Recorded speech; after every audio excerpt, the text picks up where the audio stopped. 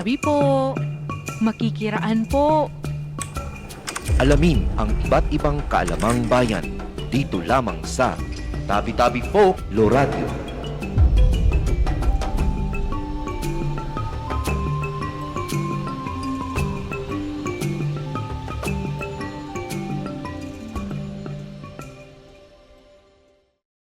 Ang tanghali sa lahat ng mga tagapakinig natin ngayon. Narito tayong muli sa isang episode ng Tabi-Tabi Folklore Radio ng Aliguyon UP Folklorists. Ang Tabi-Tabi Folklore Radio ay isang programang pangradyo ng Aliguyon UP Folklorists Incorporated kasama ang Kolehiyo ng Arte at Literatura at DZUP. Layunin ng Tabi-Tabi Folklore Radio na mapalaganap ang iba't ibang kaalamang bayan ng Pilipinas. Magandang tanghali, Doc Ching. Kumusta ka na?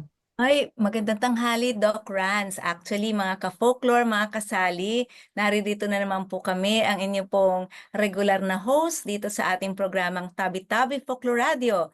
At ngayon, Doc Rans, napakasarap ng ating paksa. Ano na nga ulit ang ating paksa? Totoo yan, Doc Jane. Tama yung salitang ginamit mo, napakasarap. Dahil ang ating mga pag-uusapan ngayon ay tungkol sa mga sangkap ng pagluluto at ang mga pagluluto mismo. Pero dahil wala akong kaalam-alam sa pagluluto, siguro tanungin mo na kita, Doc Jane, ano-ano ba yung mga paborito mong lutuin? May niluluto ka ba na lutuing Bulakenyo? Siyempre naman. Actually, ngayon ay kaarawan ng aming uniko iho. Happy Hi, birthday! happy birthday! Kaya Maligayang naiisip ko pagbati na kay Jen. Yes, oo, naisip ko na yung lutuin, itong ating topic ngayon ay talagang akmang-akma sa aking naiisip ngayon. Kasi syempre, no, kapag kaarawan, kainan, talagang napaka-importante ng ating mga niluluto. At syempre, no, sabi nga natin, lahat ng bagay ay folklore. So meron talagang kaalamang bayan dito sa ating pagluluto. Ngayon, balik dun sa tanong mo, ano-ano ba yung aking mga paboritong niluluto na lutuing Bulakenyo, tatak Bulakenyo. Alam niyo naman mga ka-folklore, no? May mga tatak-tatak yan eh. So, siyempre, pag sinabing Bulakenyo, mahilig sa matatamis. 'Di ba?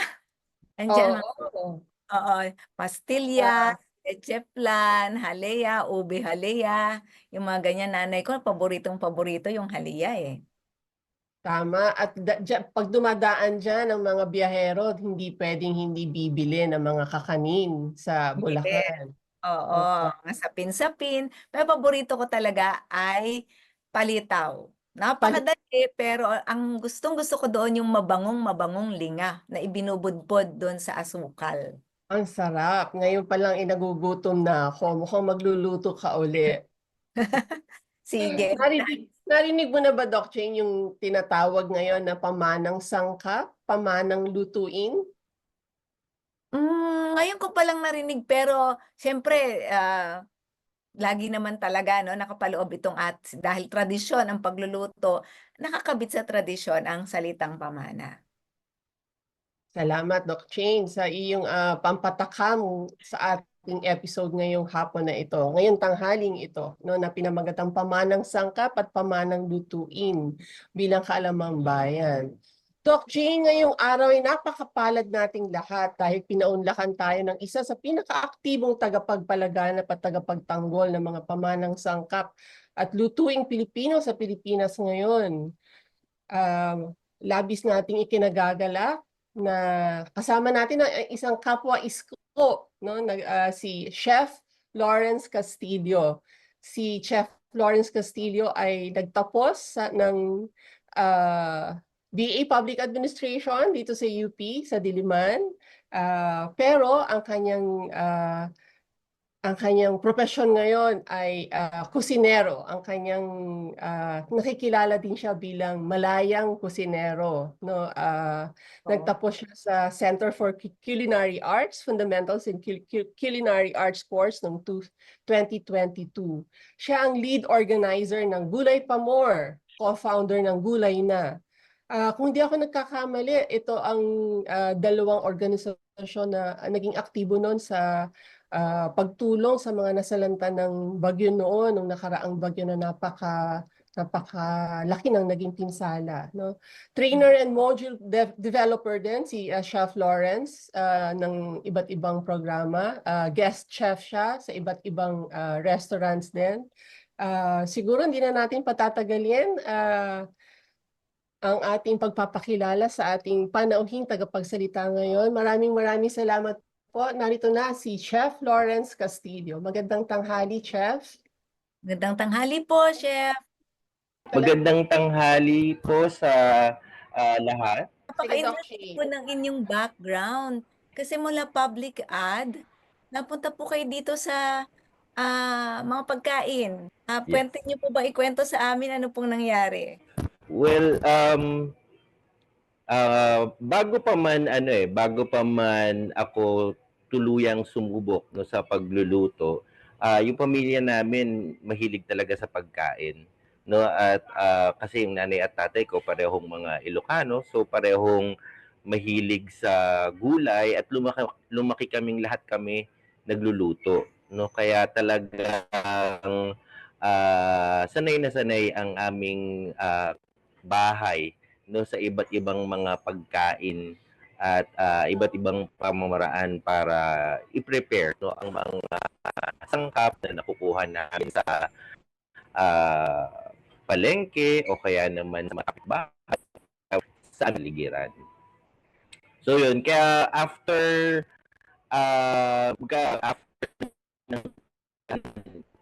pumasok ng development work, no? Eventually, background no sa development work. Doon din na-develop yung aking advokasya no sa pagkain, no? Kaya noong sinubok kong mag-aral ng kulinarya, sinabay ko talaga at naging kabahagi no yung aking mga advokasya doon sa aking kagustuhang pasukin ng larangan ng kulinarya. Maraming salamat po, Chef. Sa panahon natin, bagamat yung pamana ay isang salitang alam natin, no? Yung pag idinikit natin sa sangkap, pamanang sangkap, parang ngayon lang ulit natin naririnig, no? Yung, sa English yata, ito ay food heritage. Pero sa ngayon ang buhay natin napakabilis, no? Ang gusto natin very fast food, microwave na lang ang mga pagkain, bibili na lang ng burger, i-reheat or i-refry. Napakalayo na nga natin ngayon sa mga pagkain at lutuing pamana pa sa atin ng mga ninuno natin. Chef, ayan si Doc Jane pala. Oo. So, dahil po doon, ano po ba yung nakikita natin na meron bang problema o gaps dito sa ika nga ay itinatawid natin o isinusulong natin na pamanang sangkap sa gitna po ng ganitong modernong panahon? Yan. Maraming salamat dun sa mga katanungan. Siguro mahalagang maintindihan natin kasi kapag sinasabi nating pamanang pagkain, ang kaagad na iniisip natin ay yung dish at ang mga bumubuong sangkap nito.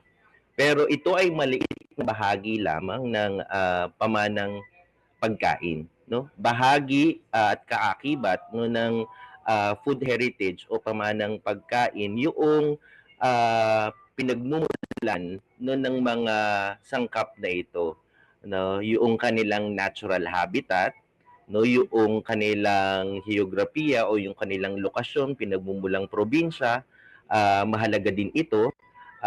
Kaakibat din dito, syempre, yung mga taong nagpo-produce nito, ang mga farmers, no, ang mga fisher folks, ang mga small food purveyors or mga small food producers natin at mga artisan workers natin. Lahat ng ito no ay bumubuo doon sa tinatawag nating pamanang pagkain, no? Kaya mahalagang tignan natin sa mas masaklaw na pag-unawa ang pamanang pagkain para makita natin ano ang mga gaps, no? Ano ang mga magiging tungkulin natin para matiyak ng ating food heritage, ang ating pamanong pagkain, ating mapapangalaga at ating mapatuloy. Okay. Gusto ko lang pong balikan, Chef, yung sinabi niyo pong mga, kumbaga sangkap dun sa pamanang sangkap. 'Di po ba yung mga yung mga magsasaka, yung kapaligiran, ano pa po, yung kapaligiran, yung magsasaka 'no, na nagpo-produce talaga nung kumbaga hilaw na sangkap para dun sa ating lutuin. Bukod pa dun sa ating, ika nga ay yung pamamaraan ng pagluluto. So, makikita po natin dito, yung kahalagahan ng kapaligiran. So, ngayon na tipong nagkakaroon na tayo ng ano 'no, ng problema sa kapaligiran. So, paano ba natin itatawid yung pamanang sangkap na 'yan? Napakahalaga, napakahalagaan, no, yung mga kapaligiran. Pero kailangan kasi talaga natin magkaroon ng konkretong kaalaman, no? At hindi lang mga pahapyaw na kaalaman kaugnay sa ating saribuhay or food biodiversity. No, kasi may malaking kaugnayan, no, ang lasa, ang amoy ng ating mga sangkap, no, sa kasiglahan at abundance ng ating saribuhay o biodiversity. Give you an example, concrete example, halimbawa ang ating ube halaya. No, paboritong-paborito yan ngayon at usong-uso yan even internationally or globally. No, there's a craving for our ube. Pero kailangan nating maunawaan, no, in the case for example, ube kinampay sa Bohol, hindi maaring manatili, no, ang lasa at ang amoy ng ube kinampay kung hindi ito lalago, no, na katulad at kasabay ng tinatawag nating iba pang mga halaman katulad ng an plant, no? Late nitong nakaraan lamang, halimbawa nung pumunta ako sa Bohol, napag-alaman ko na an plant, isa siyang fruit-bearing tree. Meron siyang deep purple, almost black na na berries or fruit, no, na traditionally kaalinsabay, no, magkaalinsabay silang tumutubo ng ube at meron silang symbiotic relationship, no. Ang color and aroma ng ube kanampay ay nagiging buo, no, at malalim, no, dahil sa presence ng an plant, no, sa katabi nito o sa kanyang surroundings. Ngayon, ang problema, there's a depletion ng mga an plant sa kabuuang Bohol. Kaya there's a drastic decline in the color and aroma of our ube kinampay. Na yun yung kinakailangan maunawaan. No? Kasi we're so focused on the color, we are so focused on the taste, and yet we do not understand how nature works, no?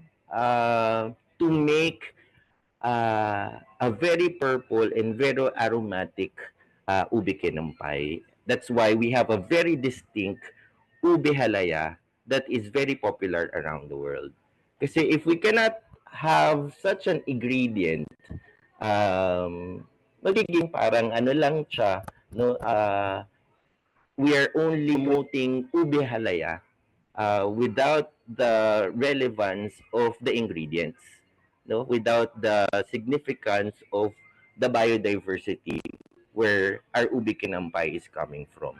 So mahalagang yon, kapag gusto nating i-promote at pangalagaan ang ube halaya, halimbawa kinakailangan din nating mahigpit na itawid, no, ang preserbasyon ng biodiversity doon sa mga lugar na pinagmumulan ng mga sangkap.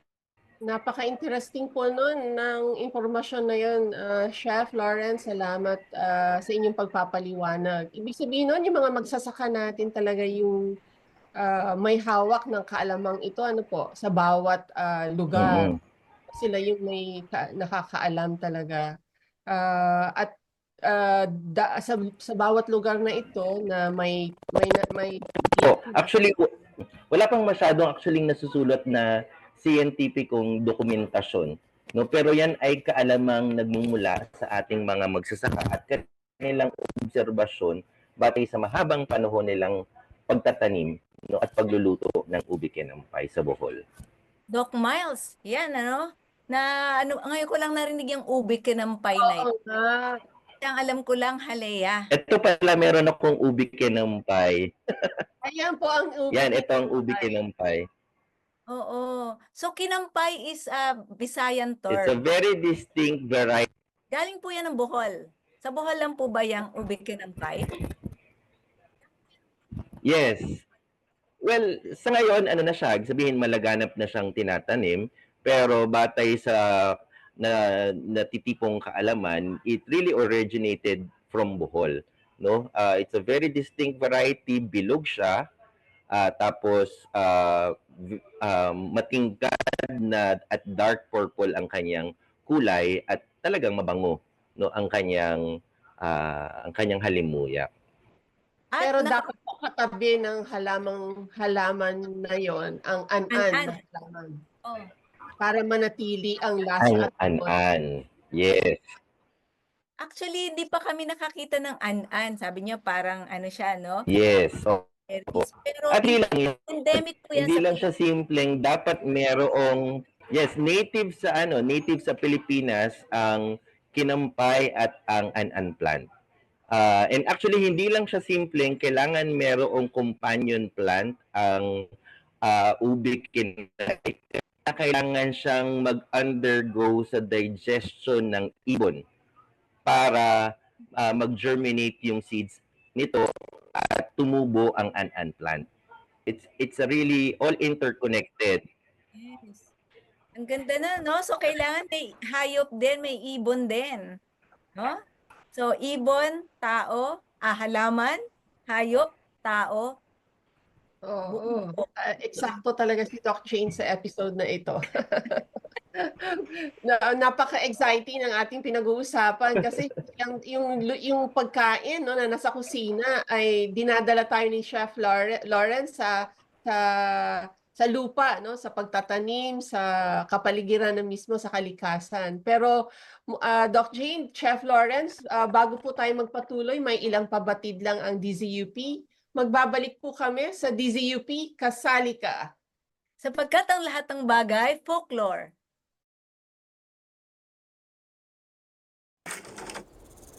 Tabi-tabi Folklore Radio.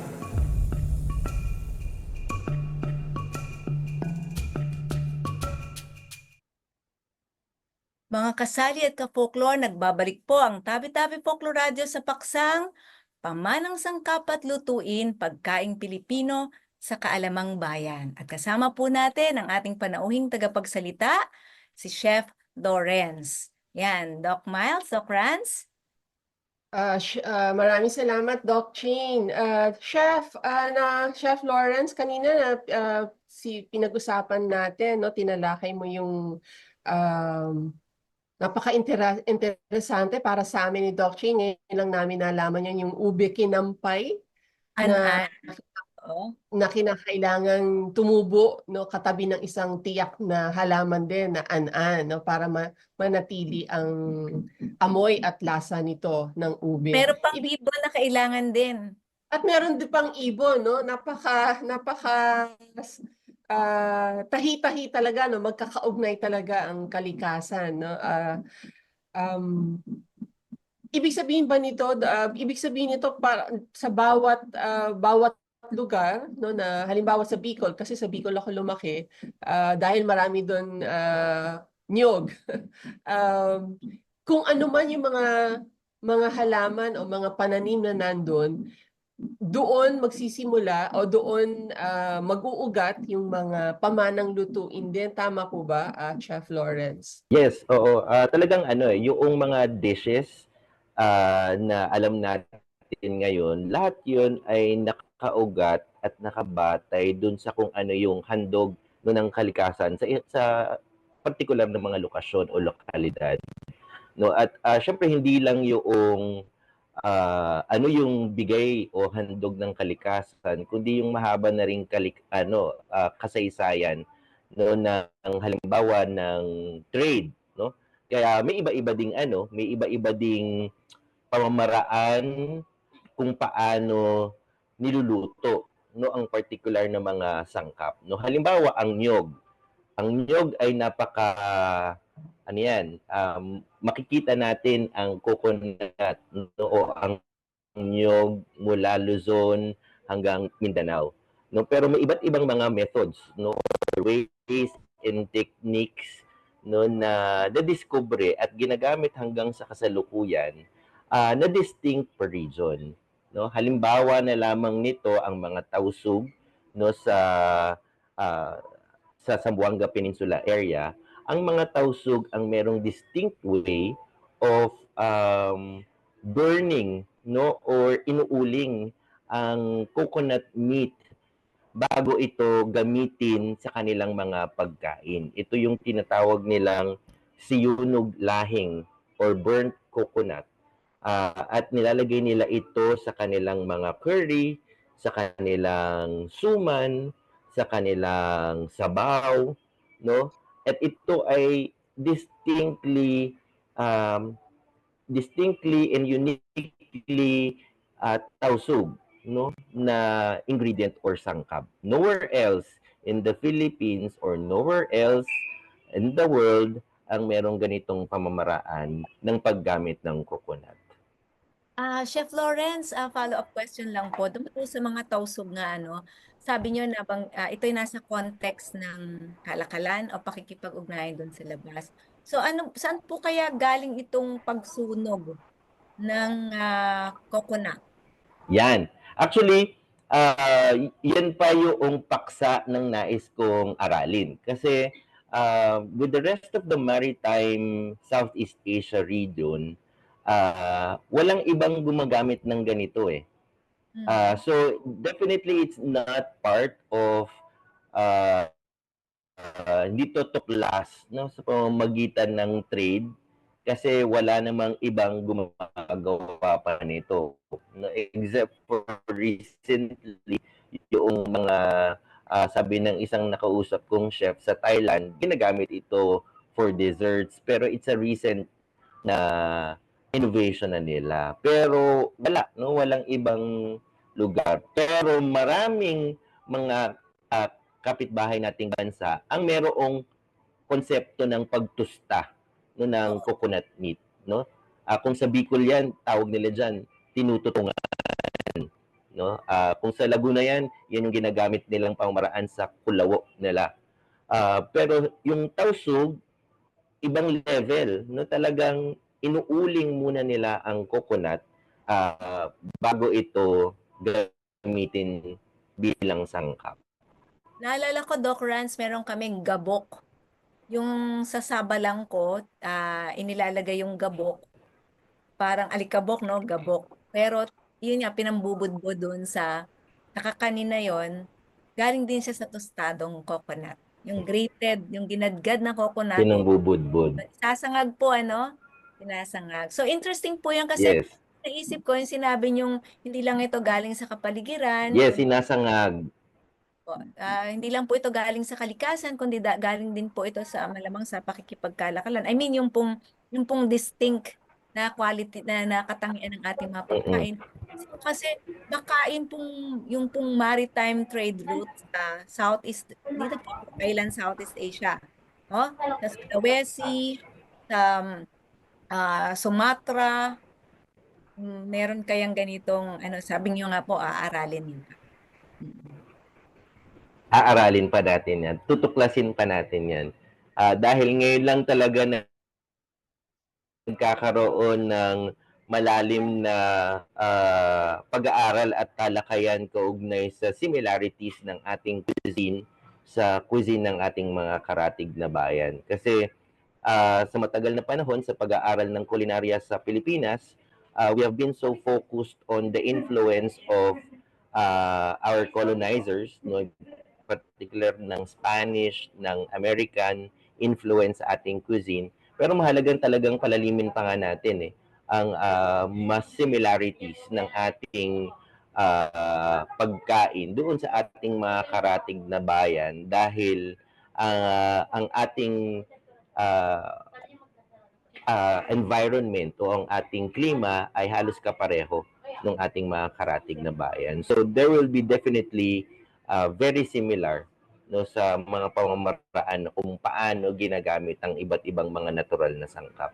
Nabanggit niyo, Chef Lawrence, na sinusunog. Na pumasok agad sa isip ko yung kulawo ng Laguna na napakasarap din. Iba pa pala yun sa ginagawa ng mga taga-Tausug, no? Dahil nabanggit nyo na yun sa Tausug, Chef Lawrence, ano naman yung mga pamanang lutuin na nagmumula din sa mga pamanang sangkap sa, halimbawa sa Norte, sa Nueva Vizcaya o... Yan. Oo, mahalaga yan. Mahalaga halimbawa, kunyari kami no, sa Ilocos, lumaki talaga kaming parang ang dami-dami naming kung ano-anong gulay ang kinakain. No, at hindi lang gulay kundi pati seaweeds, pati mga insekto, no? Talagang maraming klase no, ng pagkain. Nung pinapalalim ko na lang lately, doon ko naiisip na dahil sa medyo harsh na weather no sa bahagi ng Ilocos region, kasi madami at mahaba ang period ng dry season sa Ilocos, kaya pinapahalagahan talaga yung anumang ibinibigay noon na freshness ng kapaligiran. Kaya diyan kinakain ng maraming mga bulaklak, no? Bulaklak ng katuray, bulaklak ng kalabasa, meron nga diyan kinakain na bulaklak ng isang klase ng native na cactus, no? At marami pang iba, no? Kaya at marami ding seaweeds, no? Diyan ako nakakain ng pinaka diverse na klase ng mga seaweeds dahil ang buong Ilocos region ay mahabang may baybaying karagatan. Speaking of cactus po, meron pala tayong native cactus na pwedeng kainin? Meron. Nakalimutan ko yung eksaktong terminology ng mga nung mga Ilocano diyan, pero they call it parang kabesa. Pero pwede kasing rin siya, introduced siya so ating kalalang yun. No, kaya mga dumating na mga ganito, eventually umugat na at naging kabahagi na ng ating tradisyong pagkain. Doc Miles, naalala ko si Professor Milagros Guerrero, Ilocana din yan yung historian ng Department of History. Sinasabi niya na mientras umaakyat ka pa Hilaga, tumatabang yung pagkain. So, dun sa Timog, malasa, mas spices. Kasi nga, malapit daw tayo dun sa ruta ng kalakalang espesya, yung sinasabing spice trade. At maanghang, no? Mula yan dun sa tapos paakyat, nagiging blunt na. Tapos naalala ko yung sinabi ni Chef kanina, napakahalagang salik o sangkap din sa lutuing pamana yung ugnayang pangkalakalan. No? At yung nabanggit niya kanina, yung sa mga Ilocano, kaya pinapahalagahan ng freshness, no? Mas raw, mas okay kasi nga dahil dun sa mahabang karanasan nila ng tagtuyot. So, napaka-interesting, no? Parang nagsasalimbayan dito yung ito nga, salik na pangkapaligiran, tsaka salik na pantao. Oo nga. Nabanggit din kanina ni Chef Lawrence yung na kinakain din ang mga insekto sa norte. Sa norte lang po ba kinakain ng mga insekto? Kasi madami. Halimbawa, meron din kumakain sa ibang lugar ng itlog ng ants. No, isang klase ng langgam na malalaki. Meron din kumakain ng itlog ng mga bees, no?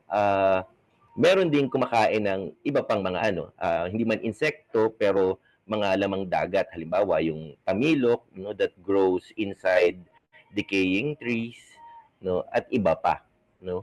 So talagang ano nag-uugat ito doon sa diversity no ng hinahain at iniaalay no ng kalikasan sa Pilipino na eventually through the centuries no develop ng mga Pilipino kung paano siya lutuin at gamitin sa kulinarya. Nagulat po ako doon, yung itlog ng langgam kinakain. Di ba, Doc Miles, paano Mm-mm. ka nalaman na yung palang itlog Na ng nga langgam? no, maliit. Maliit na nga yung langgam no. Oo, so, Paano pa nakikita yung Meron yung mga hampik, parang ganon. oo. Pero, malalaki po. oo, paano po nila well, nakakapagtaka lang at nakaka-amaze, no? Nakakamangha. So, natuklasan nila na yung itlog ng langgam ay source ng protina? Pwede bang ganon? Yes. Yes. Source siya ng protina no dahil nga siguro sa mahabang period halimbawa ng tagtuyot no na-discover ng tao yung mga edibles no. And actually hindi lang siya simpleng edible kundi sabi nila masarap. Yung aking auntie po kasi ay Ilocana, na pangasawa ng aking maternal uncle. At nagulat ako, bata pa kami noon, una ko talagang kita no, na minamunch, ginangalot nila yung parang salagubang ba yun? Tama po ba ang tawag niyo po doon? Ginangalot mula doon Yes. sa isang plato, tapos Mm-mm. halip na nuts, no? Salagubang insekto yung kinakain, so talaga nang manghang-mangha kami. Totoo po 'yan no. Kinikirog no kung sa Ilocano 'yan, kinikirog o Kinikiro. sinasangag muna ang salagubang para mag-roast no at maluto bago kainin. Kung sa norte po niluluto ang sabi ni Doc Chay, no, parang tumatabang, hindi na masyadong maalat. Tama po ba yun? Hindi maanghang, hindi maalat hindi. kasi parang nasa terminal point na siya hindi, wala na siya sa ruta ng spice trade. Kaya mas umaakyat, sabi ni Mang Milagros Guerrero noon, mas umaakyat tayo, mas umapanorte, mas tumatabang kasi ang spice trade talaga nandito sa may south. Kaya sa Bangpat Bicol, Totoo po 'yan. kinakain naman sa Bicol ang sili. Yung biro ay unang poprotektahan ang tanim na sili kapag may bagyo. Bawat lutuin may gata at may sili no, sa Bicol. Chef Lawrence, kung naaapektuhan ng lutuin natin ng kalakalan no ng kasaysayan ng mga nakakatagpo natin na iba't ibang kultura, gaano sa tingin niyo naging ano ba 'yon? Nanatiling tapat ba sa sariling kapaligiran o sa sariling tradisyon ng pagluluto ang ating lutuin? O gaano din ito naging bukas sa impluwensya ng lutuin ng ibang kultura? Matatawag pa rin ba natin tong pamanang lutuin kung ganun? Sa tingin niyo? Oo. Actually walang malaking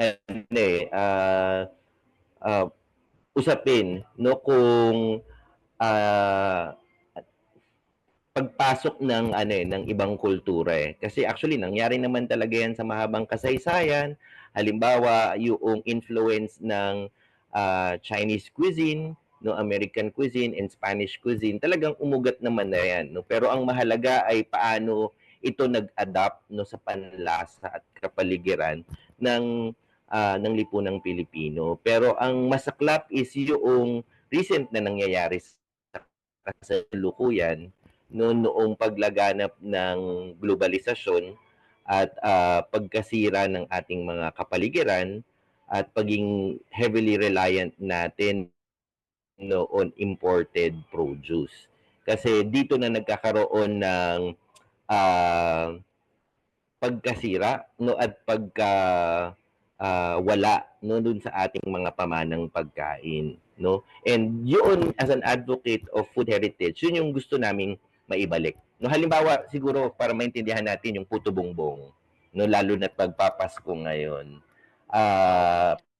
paborito nating ano yan, kakanin yan no, every time na lalabas ng simbahan, ang yan, bubungod sa atin ay puto bongbong. No, ang puto bongbong originally ay composition niya ng dalawang klase ng loaf, yung paritong at saka yung song. Song is a local variety of white sticky rice. Yung parirutong naman, deep purple rice variety. Marami yan, lalong-lalo na sa Katagalugan. Ito talaga no, originally ang ginagamit no, para maging purple ang puto bongbong. Unfortunately, ngayon ang praktika na ay ang ginagamit malagkit na puti at saka food coloring no, na mas masaklap pa nga ang mga pagkaing ito o ang mga sangkap na ito ay imported no. So doon na nagkakaroon ng problematic no doon sa pamanang pagkain natin when the food or the dish is not exactly a reflection or a manifestation of what kind of abundance our nature provides us no, kundi ito ay impluwensya na o ito ay hugis na ng kasalukuyang ekonomiya natin. Hindi na siya ano, samantalang ang tradisyon ng suman sa atin ay o ang tradisyon ng kakanin sa atin ay selebrasyon ng kasaganahan no, of an abundant harvest. So kung ang ating mga kakanin ay hindi naman talaga siya nagmumula no sa ang mga sangkap nito ay hindi na mula sa sariling mga bayan-bayan, how can we say that this suman is a product of an abundant harvest no? So yun yung ano, yun yung mahalagang i-address natin ngayon kasi yun yung matatali lang ang ating pangunawa sa pamanang pagkain sa simpleng pangibabaw na konfigurasyon o itsura ng mga pagkain ito at hindi na siya nagmumula no sa ating malalim na pangunawa sa kapaligiran, kasaysayan at taong nagbibigay hugis no sa mga pagkain ito. So, Chef Lawrence, napakahalaga po nung binabanggit ninyo. Pero striking sa akin yung food store na lang. So, bukod sa ito ay commercial at sabihin na nating parte ng market economy, may epekto rin po ba ito sa ating kalusugan, sa ating pangatawan? Kung halimbawa food color na lang sa halip na yung talagang tunay na ano, kulay ng tunay na kulay mula sa hilaw Bago na. sagutin ni Chef Lawrence yan, may ilang pabatid daw muna ang DZUP, Doc Jane. Magbabalik po ang Tabi-Tabi Folklore Radio. Kasali ka. Kapagkat lahat ng bagay, folklore.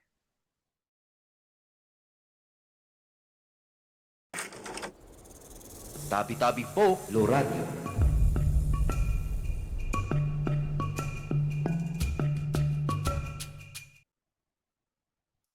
Nagbabalik po ang Tabi-Tabi Folklore Radio sa paksang pamanang sangkap at lutuin, pagkaing Pilipino sa kaalamang bayan.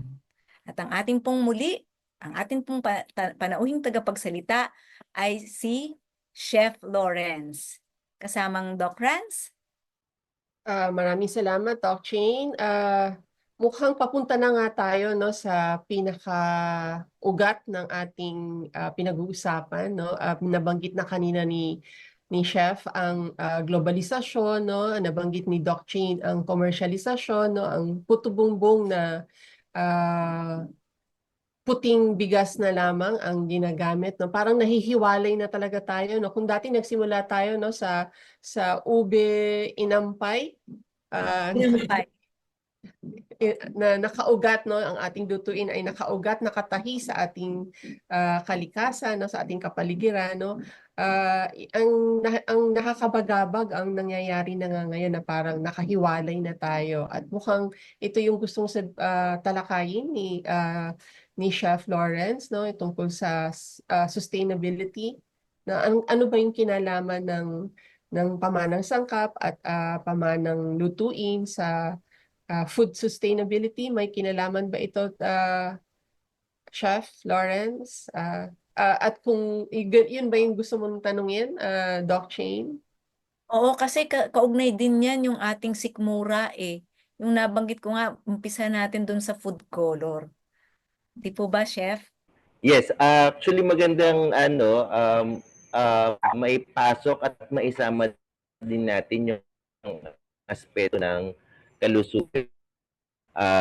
Kasi tayong mga Pilipino, mahilig talaga tayo sa kanin, no? And a reflection of the abundance of rice in our country ay yung marami tayong iba't ibang klase ng suman. And ang mga iba't ibang klase ng suman na ito ay dahil sa marami tayong iba't ibang klase ng bigas, no, dito sa ating bayan. Pero ang realidad, mula sa 4,000 recorded local varieties of rice dito sa ating bayan, ang present na lang in the market o ang nakikita pa ay kalahati na lang, no?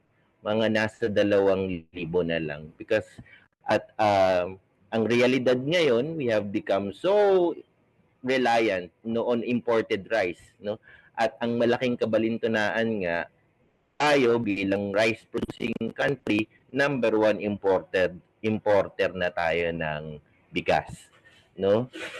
Yun yung isang malaking problema na kinakaharap natin ngayon. Tapos may malaking impact 'yan, no, sa ating pag-unawa at sa ating kalusugan, kasi we have become so blinded, no, na kapag kanin o ang supreme quality ng bigas ay kapag ito ay puti, no? Kailangan sparkling white, no, ang bigas para sabihin ito at the best variety. Hindi po yun ang katotohanan. Kasi when it's very white, ibig sabihin niya it's all starch. Hindi siya mainam para sa kalusugan dahil lalong-lalo na kung kayo ay may sakit na diabetes, no? Kasi mahalaga maunawain ng nutrient value na bigas ay sa kanyang kulay, no? Kapag very much milled, nawala na yung layer bigas na yun ang naglalaman ng nutrients, no, ng bigas at ibigay din ng kulay doon sa mga bigas natin. So mahalagang maunawa natin yun, no, na marami tayong rice varieties, marami tayong kulay na rice varieties, and therefore nutrient dense, no, o malaking nutrients, not just fiber, no, ang ating mga bigas. Pero ang ating bahang-bahang ating merkado ng puting bigas na heavily reliant on pesticide, no? While yung ating mga local varieties, lalong-lalo na ng upland rice, hindi mo kinakailangan ng mga ganitong chemical, no, para yumabong, no? Dahil dahil they are technically climate resilient, no, they have been so adapted with our environment, kaya likas silang tumutubo sa ating bayan, no? So mahalaga ding maunawaan natin 'yon, no, na may impact sa ekonomiya, may impact sa kalusugan itong paglayo natin, no, sa praktika ng ating food heritage, no? Kaya mahalaga maunawaan natin na pag sinabi nating itaguyod natin at i-promote natin ng ating pamanang, should promote the food system that we had. We have to reclaim at ipanumbalik, no, yung kasaganahan no, and very diverse na inaalay ng kalikasan sa atin. Maraming salamat po, Chef Lawrence. Nakasalalay po sa pananatiling sa atin pa rin ng lupa, ano po, Chef? Kasi paano komplikado na masalimuot na po yung suliranin kasi nga may kinalaman sa pagkawala na ng lupa. Halimbawa kung ginagawa ng subdivisions, tama po ba? O hindi na nakakapagtanim ang mga farmers kasi nawawala ng lupa. Yes. Oo. Ginagawang mining. Halimbawa niyan yung pagpasok ng, yes. Actually, ang mga malalaking banta no sa ating biodiversity ay mining, malalaking plantasyon, halimbawa ng mga pinyahan, ng mga Cavendish bananas na hindi naman natural na lumalaki sa Pilipinas, no, mga subdivisions, no, at mga reclaimed areas no, na sumisira sa mga dalampasigan natin at mga coral reefs natin.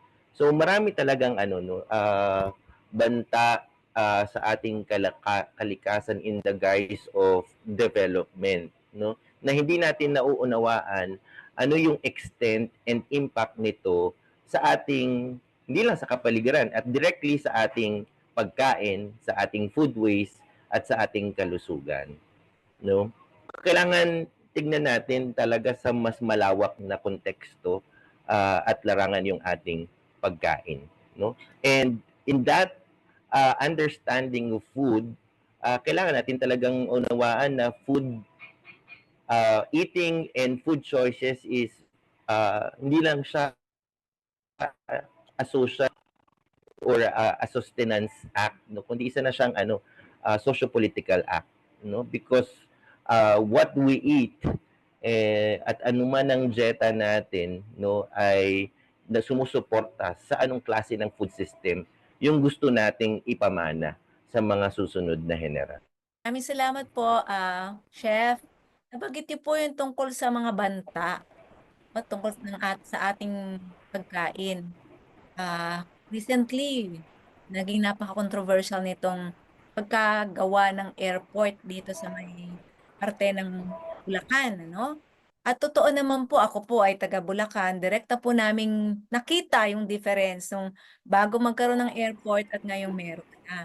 So, yung pong Hagonoy, akin pong bayang Kinalakhan ay isa sa mga pinaka-apektado. Matagal na itong nilulubog lagi ng high tide, pero ngayon po, mas tumindi po ang problema. At saka yung sinasabi niyo pong factor of abundance, ang dami pong isda talaga na nakukuha, no, dito po sa aming bayan. Pero dahil na nga rin po dito sa pagkaka-reclaim na ito, biglang-bigla no, mas tumindi po yung krisis. So, ayun, no? Talagang magkaugnay yung kapaligiran at saka yung pong ating sikmura. Dahil advocacy ito ni Chef Lawrence, no, tatanungin natin si Chef Lawrence, ano yung pwede natin magawa, Chef? Kami hindi naman kami hindi ako nagluluto. Parang napakalayo na nga no sa mundo ng kasi minsan may nakita ako, Chef, sa post no sa FB na pumupunta ka agad pag pumupunta ka sa isang bayan, pumupunta ka agad sa palengke para makita mo yung iba't ibang ani, no? Parang ang layo na nakakalungkot, no? Parang ako sa posisyon, parang ang nakakalungkot ang nakikita na natin dito ay yung nakabalot sa supermarket na luto na, ima-microwave na lang. Pwede namin magawa siya. Kasi kayo kumikilos kayo, meron kayong mga proyekto. Siguro, pinakamahalaga yung muli tating balikan at maging mahigpit tayo sa pag-unaw source ng pagkain natin. Ganun yung ginagawa essentially ng dominanting food system sa atin sa kasalukuyan na i-alienate and i-isolate and maging detached tayo sa food source natin na hindi na natin alam exactly ano yung kinakain natin, no? Ano ang laman ng burger, ano ang laman ng hotdog, ano ang laman ng chips na kinakain natin. Ano lang siya, kain lang tayo ng kain kasi it tastes good.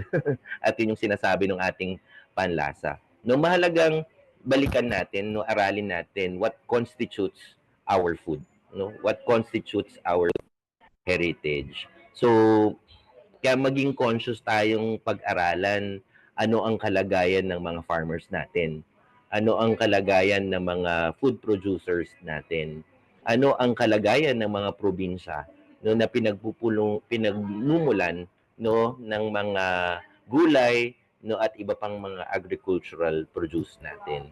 Kasi in that way, we can support the yung mga pamamaraan na ginagawa ng mga farmers natin para itulak na magpatuloy ang produksyon halimbawa ng mga organic vegetables, no?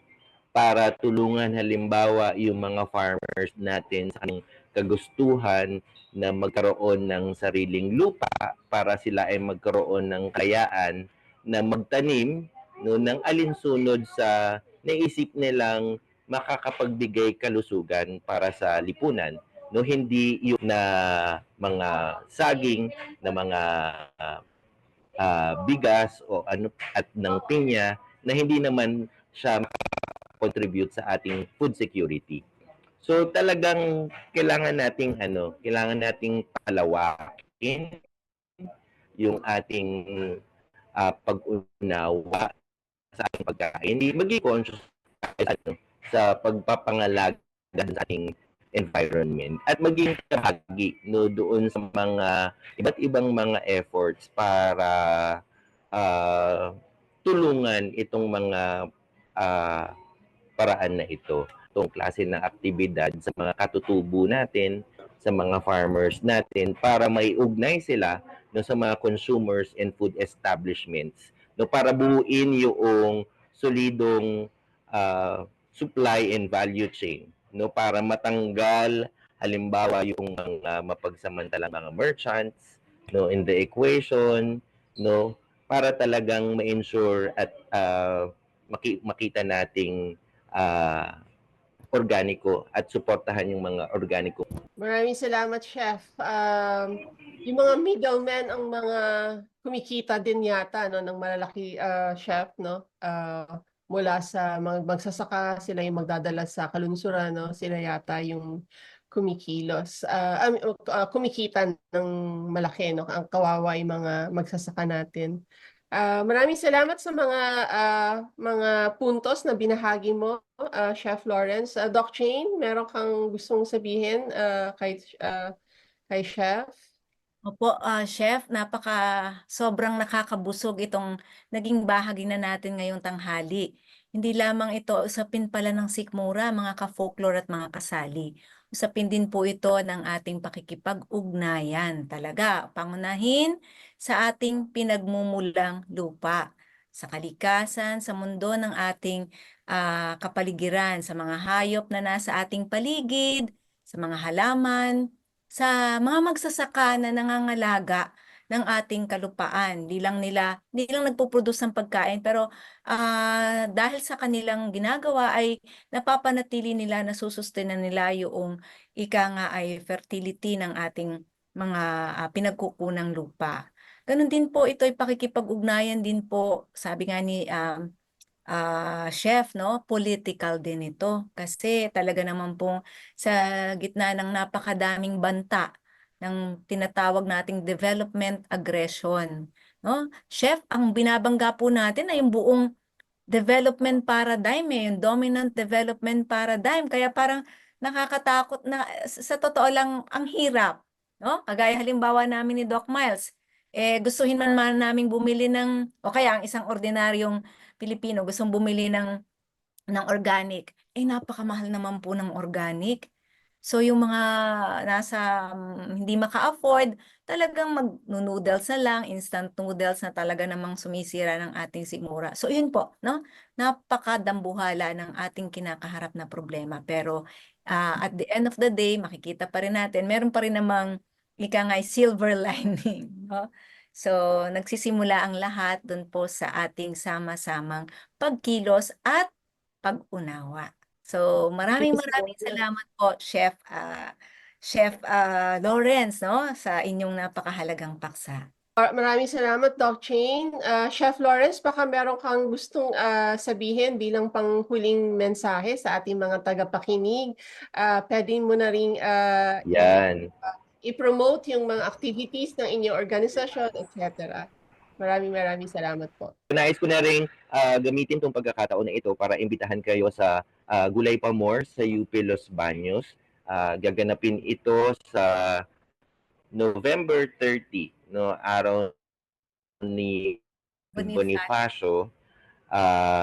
At doon patatampukin natin yung kasaganahan ng local edible flora, no, sa area ng Laguna, no, at ng kalakhan ng Region 4A, no. Kaya makakasama natin diyan ang iba't ibang mga small farmers, mga small producers, ang mga food establishments na lilikha, no, ng mga bagong dish at pagkaing ihahain sa publiko na directly source, no, sa mga organic producers natin, no, as way to support, no, ang organic farming ng ating mga small farmers. Ngayon, totoo na medyo mahal pa ang organic produce, no, kaya mahalagang tangkilikin natin itong ganitong mga gulay so that mapalago yung production ng mga farmers at later on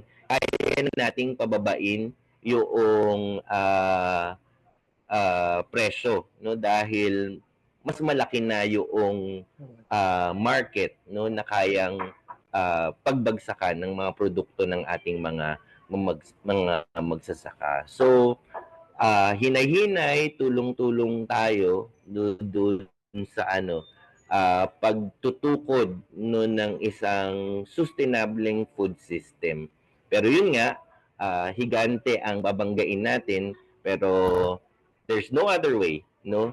Kung gusto nating magkaroon ng isang sustainable food system na tunay na nangangalaga sa kapwa, kalusugan at kalikasan, kailangan natin magtulong-tulong at buuin ng mga komunidad, no, para buuin ng isang alternatibong food system. Ayan, pwede po kayong makipag-ugnayan, check out the Good Food Community. You can also check out our page, Gulay Na and Gulay Pa More. Ayun po, pwede rin kayong pumunta sa mga agroecology fairs katulad ng naganap nung nakaraang linggo, no, sa UP Diliman. Masarap ang ang cinnamon bread at saka yung pesto bread, saka yung pasta. Talaga? Oo, pwede kayong makabili ng vegan na vegetarian vegan. Maraming salamat po, Chef Lawrence, sa inyong makabuluhang pagtalakay ng pamanang sangkap at pamanang lutuin na hindi lang, tulad nga ng sinabi ni Doc Jane, hindi lamang ito tungkol sa pagkain natin, sa ating sikmura, kundi sa ekonomiya natin, sa kapaligiran natin, no? Buong sistema ng pagkain, buong sistema ng pagsusource, no, pagbibili ng mga pagkain, no, na nakahiwalay na tayo, na sinisikap natin ngayon na makabalik sa pinagmulang batis ng ating pagkain, no, sa lupa mismo, sa mga magsasaka, sa mga nagtatanim. Doc Jane? Opo, so mga ka-folklore, isa na naman pong napakamakabuluhang episode ang natunghayan natin ngayong tanghali. At pihado pong kayo po ay magpapatuloy dito sa sinisimulan po ni na Chef Lawrence at natin po, no, tinatagoy din po ng ating programa itong ganitong mga kaalaman para po sa pangmatagalan, sabi nga intergenerational na ating eksistensya. Maraming salamat sa pakikinig dito sa Tabi-Tabi Folklore Radio. Maraming salamat muli kay Chef Lawrence. Punta kayo sa Facebook page ng Gulay Na at Gulay Pa More. Makinig uli kayo sa mga susunod na episode ng Tabi-Tabi Folklore Radio dahil Lahat ng bagay, folklore. folklore. Sumali muli sa naiibang kwentuhan dito sa Tabi-Tabi Folklore Radio.